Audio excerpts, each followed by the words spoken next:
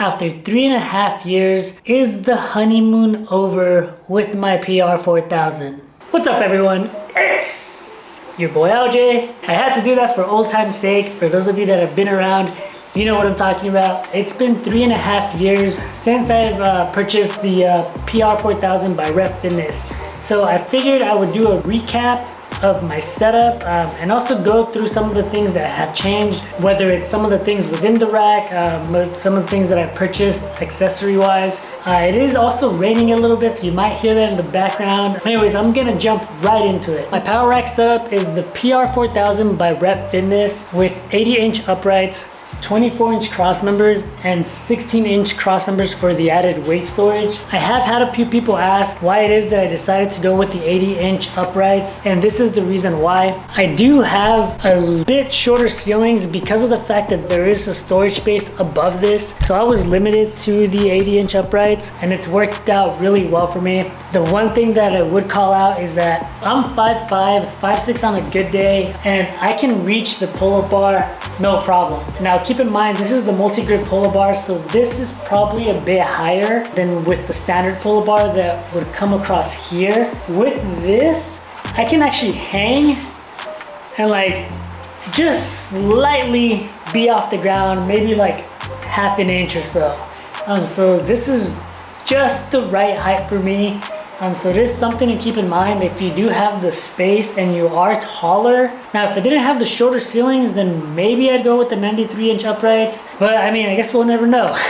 I do love all the options that I have as far as pull-ups and all the varieties that I can do. Because I do have the 24-inch cross members and I do have the lat pull-down attachment, I technically can't use the fat grip portion of the pull-up bar, or at least not to do pull-ups on this side. I could still do them on the outside and kind of just reach for this side of the pull-up bar, but I typically don't. It's a little bit rare when I use this. If it wasn't for this, I could potentially squeeze some really perfect pull-ups here.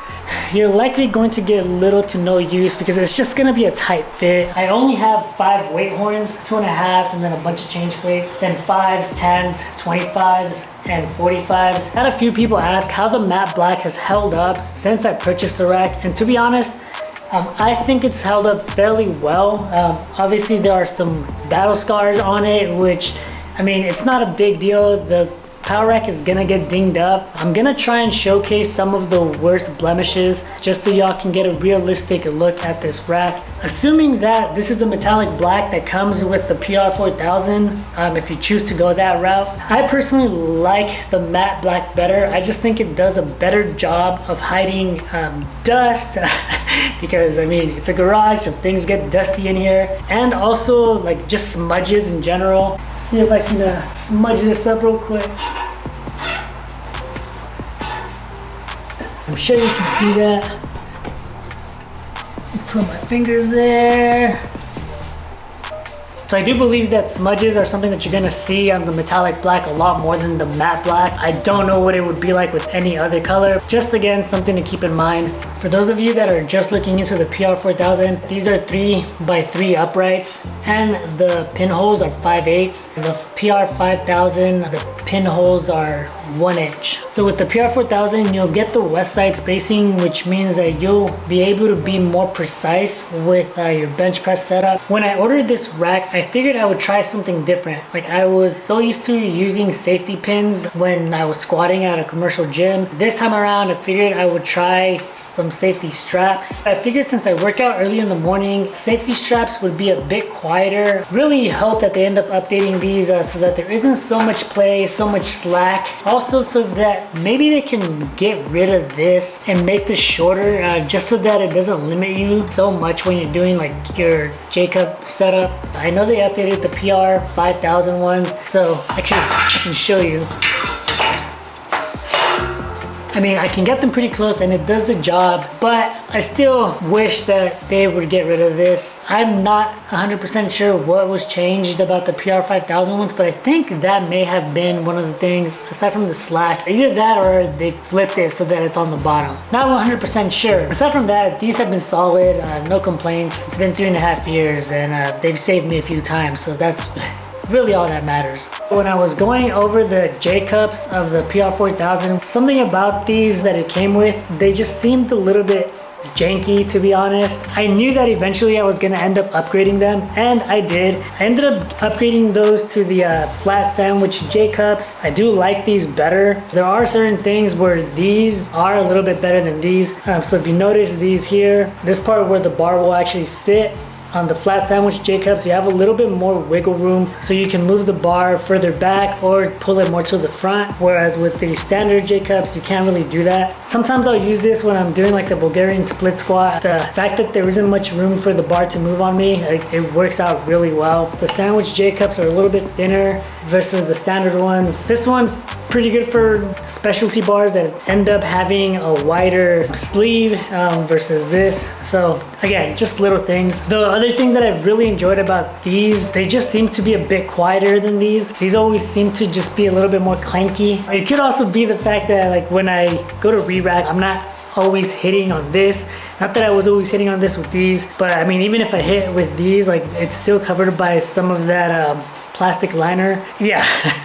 Maybe that's just on me. Now, a few things that have changed since I bought the power rack. The biggest thing has got to be the plate loaded system being switched over to the Selectorized system, which I have now, and it's worked out really well. It does save me a lot of time when I'm doing like drop sets or even just going through my regular set of like tricep extensions or lat pull downs. The plate loaded system worked well. It got the job done. It was cost effective for me at the time. All I have to do now is and I'm up on weight. Before, I would have to go to the side, take off a plate on this side, add it onto the plate loading system, then come to the other side, take another plate, load it onto the system. Especially if I was doing drop sets, it would also throw off the rhythm of that. It's definitely been a great investment. If you notice, the Selectorized system, it's metallic black. So that was a thing that was bothering me when I first got it. This is metallic black. That setup is metallic black, and then this piece is metallic black. That really is one of the things that kind of just annoyed me in the beginning. So you can't really tell. I think also because of the Selectorized plates being matte black themselves, it kind of helps keep everything looking uniform in a way. Either that or I've just learned to ignore it now. So if you have the OG plate loaded pulley bar, in that older pulley bar, this actually is blocked off here, and the cable would just come down to here, and so you were kind of limited. So you couldn't do like face pulls or anything that really needed you to pull this cable across this way. This one here is actually the updated one. I can do face pulls no problem. I can bring this across this way no problem. It is going to give me a bit more option as far as what I can do with that cable. Rep Fitness actually has a lat pull down PR-4000 and PR-5000 like replacement part page. I'll put that in the description of this video. You could also just email them and find out if it's something that they're willing to sell you. This part here is actually something that I ended up buying specifically because I knew that it had been updated. The only thing is this top member is actually in metallic black, so it doesn't quite match my rack. Once I put it up, I mean, you can't really tell. It actually goes better with the Selectorized system. So in the back of my mind, if for whatever reason I end up ever selling this entire system, it'll at least all match. And when you do the conversion kit, it won't come with an updated pulley member. Really, the only thing that's going to change is the actual core system itself, so where you would typically load plates. Also, this bottom member changes as well. The plate loader system does not have band peg options. So since I've purchased this rack, the RBS has been updated. Now, instead of attaching on the back of the rack, you're seeing it actually attach on the inside. I've had a few people mention that the foot plate is really tough for them to pull out. So if any of you out there have the updated RBS and the foot plate attachment, let me know in the comments if you have any issues pulling the foot plate out, or if it's just as smooth as mine is, because I honestly have no issues whatsoever. I have these band pegs here because you can use band pegs with the PR-4000, so that's pretty awesome. And these right here, it's for the attachments that I have. So this is for the dip attachment as well as the leg roller attachment. As far as the leg roller attachment, I mean, It's a leg roller attachment. It would be nice if you can get a bit more adjustments on this. This can be a bit annoying because you can't really set it much lower than where it's at now. If you're wondering why, it's because of this. So I do use it sometimes to do like a makeshift preacher curls. I do try to get creative from time to time. When I'm not using the leg roller, usually I'll store it on the top of the weight storage uprights, just so that I can keep it out of the way and off of the ground. The dip station is pretty solid. I actually don't usually put the safety pin in or the lock pin in. And it's totally fine. I will say that you do get some movement. It's not crazy, but does it make a difference with the lock pin thing? Really, not too much. So it's not that big of a deal because you're moving up and down, not side to side. Yeah, that's just something to point out. And of course I have the landmine. I do use this, even though it may not seem like it. The PR-4000 that I have is not bolted down, but keep in mind that I do have weight storage and I have a bunch of plates. This thing is not gonna go anywhere on me. I can do pretty much every bench variation within the squat rack, incline and decline specifically. Like I have enough space with the FID bench that I have, which is the AB3000 by Rep Fitness. If I need a bit more space, I just remove the foot plate. It allows me to push the bench further back into the rack. The straps work perfectly for both incline and decline. I haven't had an issue there. I used to think that I was gonna need to buy spotter arms when I was doing incline outside of the rack. And that wasn't until I realized that I was doing incline with the seat angled a bit too high. I needed to get it a little bit lower so that I can do it within the rack and to actually be doing a proper incline. With these flat sandwich J cups, I do have a little bit more space to move the bar towards the front. And then if I remove the foot plate, then I'm able to set my current